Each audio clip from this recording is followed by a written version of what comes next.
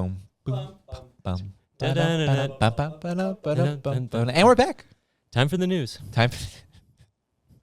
We're going to use that. That's the intro. And we're back. All right, guys. So as we previewed right before we went on break, we've got some news to cover. We've got some rules, we've got a report, and we've got some court decisions. We're going to start with a new report. It's not super massive, but OCM every year puts out their annual report to the legislature. It's a new year, so new report. This is a report that last year we learned a lot about what kind of actions had been taken in terms of inspection of the hemp industry. They talked about the medical industry and the very small businesses that existed. And they talked about the non-existent legal industry. Right. There were tons of changes in this report. They talked about the very thriving legal. No, wait. Still no legal. Thriving nonetheless. Yeah, no. They mostly focused on that hemp side of the market and, as you mentioned, that legacy side of the market. So let's talk a little bit about the hemp side. What were some of the big takeaways that we saw in 2024? Well, the biggest one is that there were a lot of inspections. They've been hiring a lot of new people. This is no longer 2023 of, there's inspection here or there. No longer they are wondering. Yeah. 2,388 inspections across 2,388 inspections, and of those, 134 retailers were be found selling illegal cannabis flower. Not even just hemp products, but flower. At least 2 of those were Zaza cannabis. At least 2 of them. Oh, yeah. We'll talk about some of the fines that were issued later, which I'm pretty certain we know who at least one of them was. But, yeah, we can see here that, there are people that are openly selling not just high-dose edibles, but flower, something that if you were doing out of your store 10 years ago would have been pretty big news, would have, at least made the local paper. Right. Now it barely even, gets mentioned in the OCM aside from, there were, about 135 stores that were selling adult use flower products that are illegal to sell in Minnesota, but NBD, bro. I've got one right here. So yeah. In the first quarter of 2024, just 35% of all inspected businesses were found to be compliant. Yeah. What is the inverse of 35%? The inverse of that is that we had 65% of businesses non-compliant. So you're, an inspector for OCM. You're like, all right, I got 10 on my list today. Yeah. Odds are like 7 of those non-compliant. 2 out of 3 cannabis businesses don't command the respect of the OCM. No. But things changed. 2024 is the year of shifting. We saw by that third quarter, 70% of businesses were compliant. Oh, and hell yeah. by the last 2 weeks of 2024, which take it for what it is, we rarely break law the last 2 weeks of December, but right. 87% of businesses were compliant that OCM went and checked out. Oh, so that's great. That's pretty high, Yeah, and this is hemp-derived or hemp CBD shops? Yeah, so it's anyone that's registered with the OCM. So this is, not your pop-up events that are happening, out in the middle of nowhere, but this is your stores, they're set up. You're coming to the seed and sesh, you're looking through the inventory. OCM is saying that is compliant. Right. Okay, makes sense. The retail side of this industry. Exactly. The people that really sort of had their skin in the game in terms of facing regulatory action that was different than 5 years ago. Because if you were, trapping 5 years ago and you're trapping now, it's sort of not a ton of change. Same but trap. If you've got a store, you've got a sign, you're paying taxes, you've got a tax ID, like you probably want to maybe be a little bit more compliant. And we're seeing shout out to those people that are, from the 35 to the 87. Yeah. So last year, Jordan, you don't have the report in front of you, so you don't know this number. If you had to guess, how many pounds of illegal cannabis was seized by the OCM all of last year? 241 pounds. Wow. Wow. That's really close. Wait, really? 200 pounds. Yeah. That's, okay. It was like 199.7. A lot of mass. With a retail of right around 3,000 a pound. Or as we call it, yeah, exactly. Or as we call it, a weekend, right? No. No, that's a lot of weed. 77 pounds of which was seized just in June alone, which it was a pretty cool summer. So I didn't see you in June. No, I was too busy inspecting OCM. No. Yeah, it's interesting to see the amount of product that was seized last year, and that's a decent amount of retail value. Definitely more than has been sold by open adult use shops But what about these this year. high-risk hemp-derived cannabinoid products, Tanner? God forbid we have hemp products that are more than double legal the limit. God forbid there are 10 milligrams in an edible. Or those that appeal towards children. Oh, no. I saw a beer the other day that had a unicorn on it. Did you get? No, it doesn't appear towards children, though. And they had 31,095 products that were seized at a value of more than $800,000 last year. That weren't just like, put it to the side and said, hey, like, you guys shouldn't sell that. Or like, we don't really want this. Those were destroyed. Those are the products that OCM got rid of and are just gone now. Those are the products that I wonder about. Yeah. Because you don't really know what they look like. You often refer to them, beeswax, but also like there's also a lot of other products like nationally that come into the state. Absolutely. Well, and it's so easy where there are people just across the border that will sell you however many gummies you want because there's no skin off their back. And they'll sell you 100 milligram gummies if that's something you want to have in your store, knowing that the risk to them is 0. So is that purely based off the percentage 0.3 times the weight of the product? Yep. And 100 milligrams is such a small amount that on within a gummy. Yeah, if 100 milligrams is 0.3%, you know, you do the math and work that out. It's like a 3-gram gummy? Oh, it is, yeah. Like that's a nominal, 0.3%. So it would be, someone else comment on the math, but you can have a standard gummy. Meme machine. Yeah, that's pretty high in THC without people worrying about that. Now, I don't know about 100 milligrams, but I know comfortably they're putting 25 milligrams in all of their products when it comes to high-dose THC hemp-derived. Yeah, absolutely. In fact, here's something that we can give to have a specific reference. Have you ever had the Retro Bakery wheels before? The wheels, yeah. Those are 0.3% THC exactly. Bingo. So that is what 0.3% THC would look like. It's a circular wheel with about 50 milligrams in it.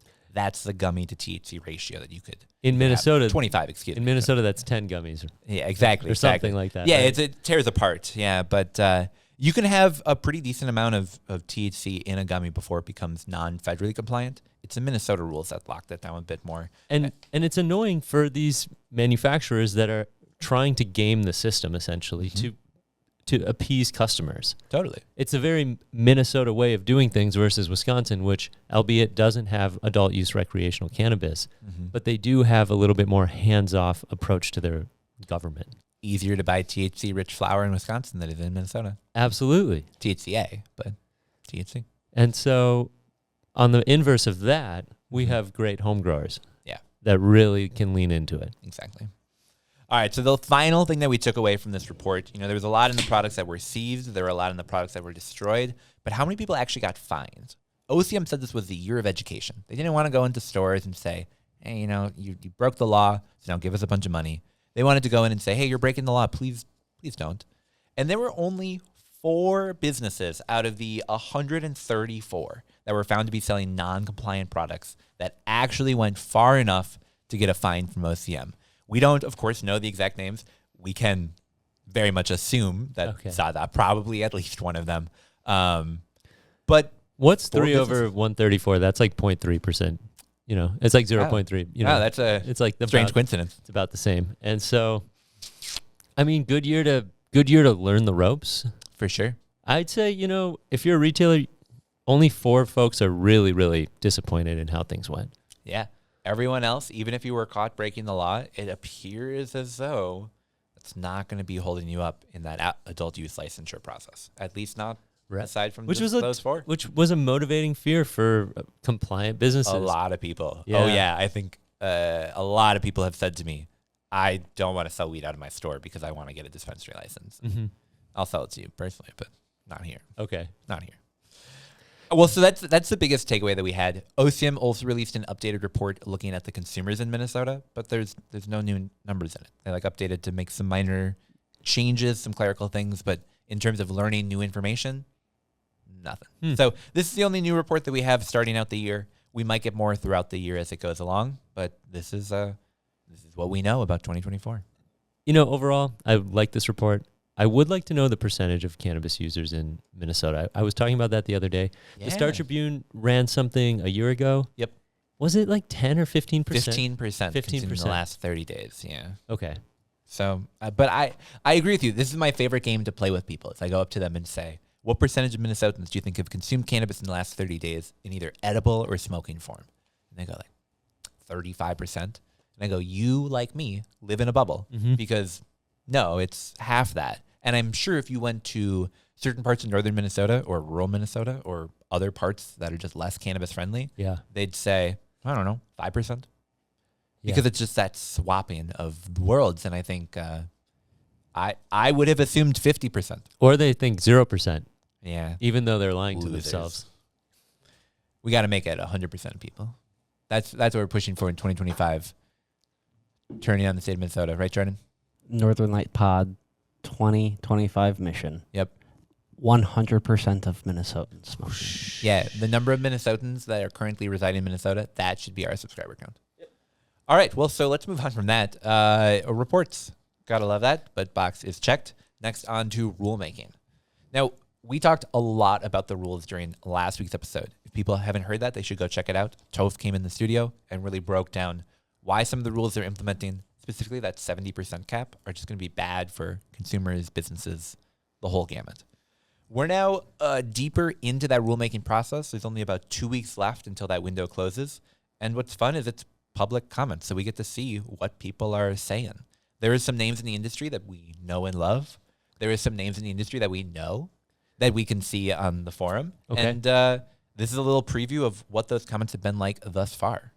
We're looking at the rules, hemp versus cannabis, the loosening of the packaging restrictions, and then the big one, or the little one, right? Depending on how you see 70%, but the THC potency caps. Exactly. And the biggest one that we've seen, thankfully, if you ask me, is about removing that 70% cap.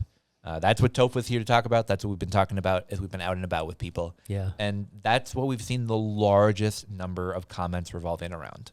All talking about how this is bad for businesses, bad for people who want to get medical cannabis, bad for people who want pure cannabis, whatever your angle. Not a good rule. No, I mean, we were just talking about how it's harder to create products here compared to federally legalized hemp states. Yeah. It's also a huge negative if we take products away from the market. Yeah. Yeah, I want to be able to have Tanner's Chirp Tasting be a segment that continues. And if that has to stop, that'd be lame. Right, Jordan? There we go. There wouldn't be a place to I buy know. any. Without the dispensaries, how would we ever come across high quality cannabis concentrates? Shoot, if only. You'd have to concentrate really hard. We'd have to concentrate real hard. Yeah, we saw more than half of the comments that people have submitted thus far are saying that these caps should be removed. We've also seen a couple of comments saying that this cap should stay in place. Talking about how it's dangerous for kids. We need better packaging. And what I really have been enjoying seeing is people from the community that go and comment underneath those exact same comments saying, I hear you. I understand that you're concerned about kids getting access to this. And that's something we care about as well.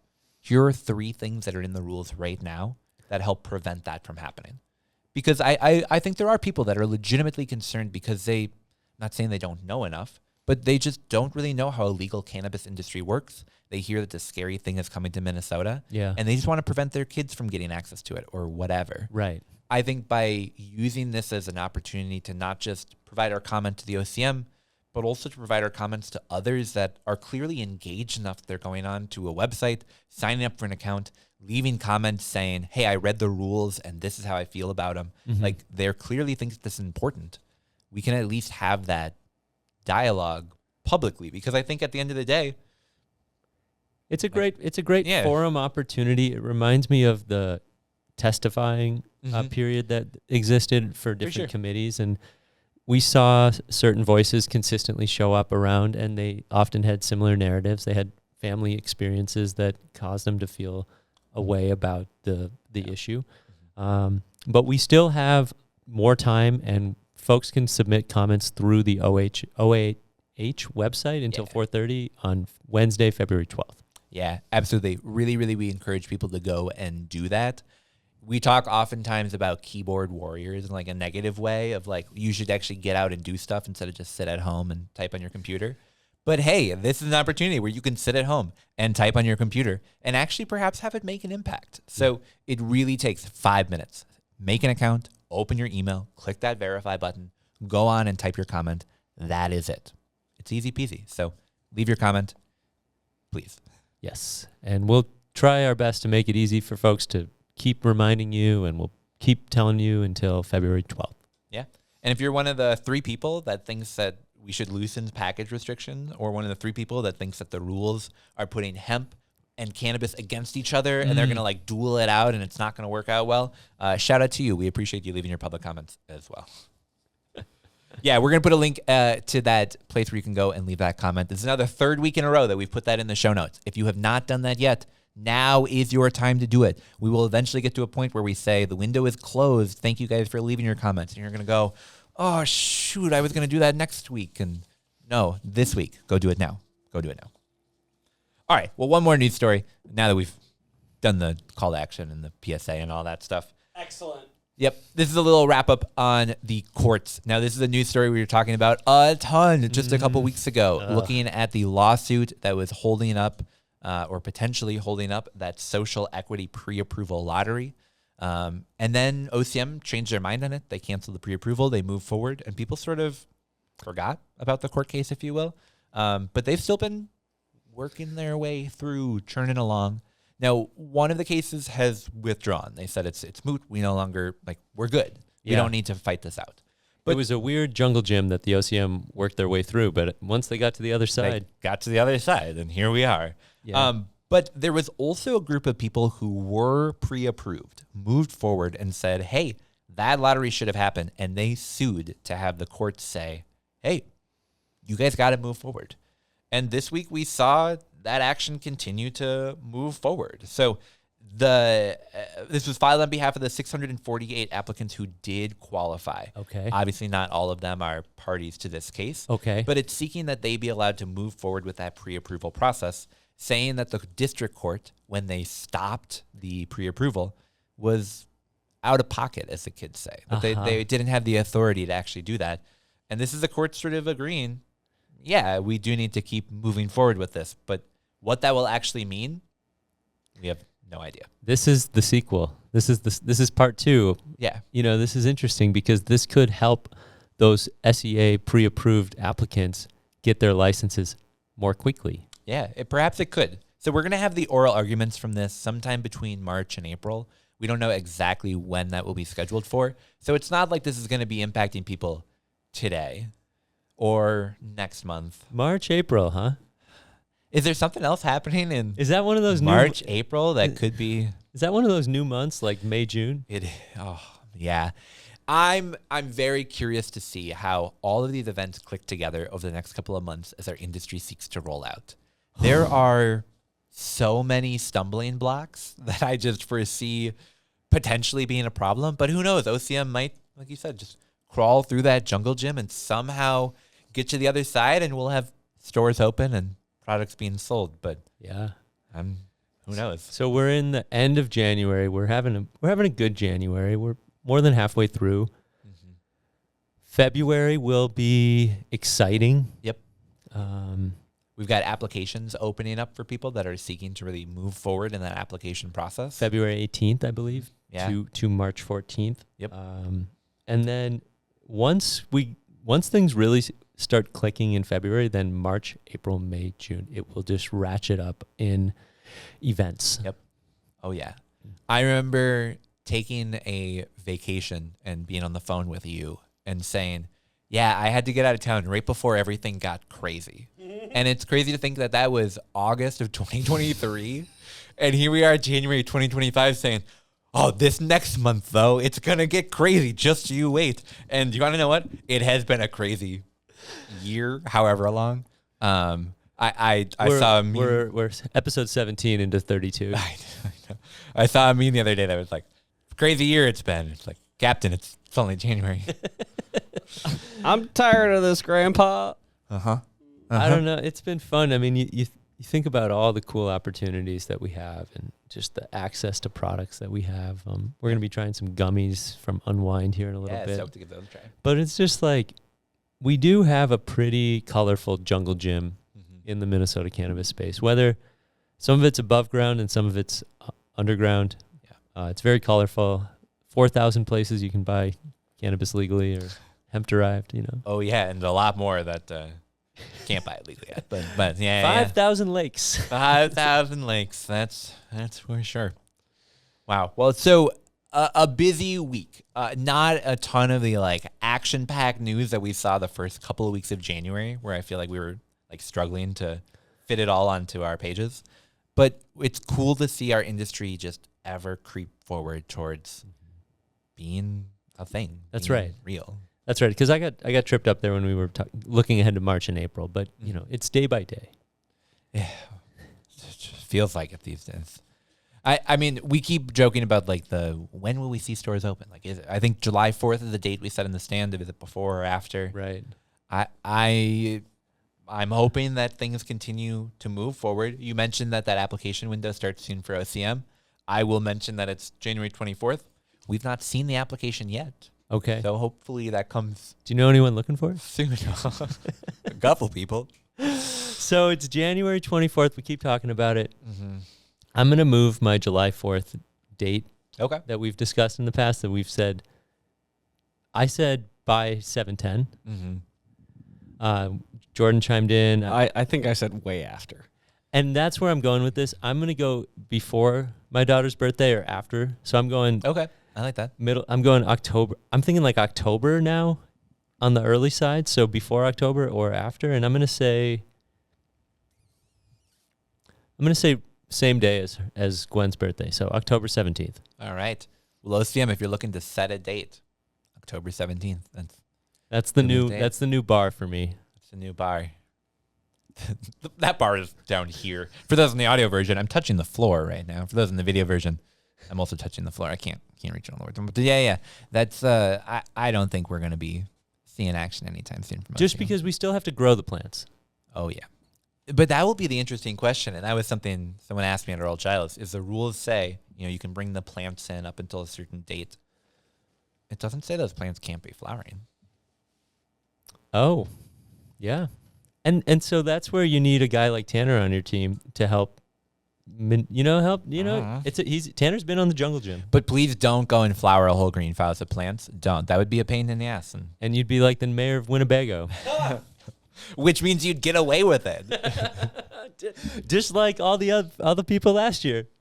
Well, we're going to take a break here. When we get back, we got Dave Woodbeck of Dope CFO. We're going to chat a little bit more about the financial side of cannabis, and it's a good conversation, if I say so myself. Shout out to Dope CFO. Shout out Dope CFO. And then when we get back, we're going to try some edibles. We got a high note. We're going to end out the week strong. We'll be right back.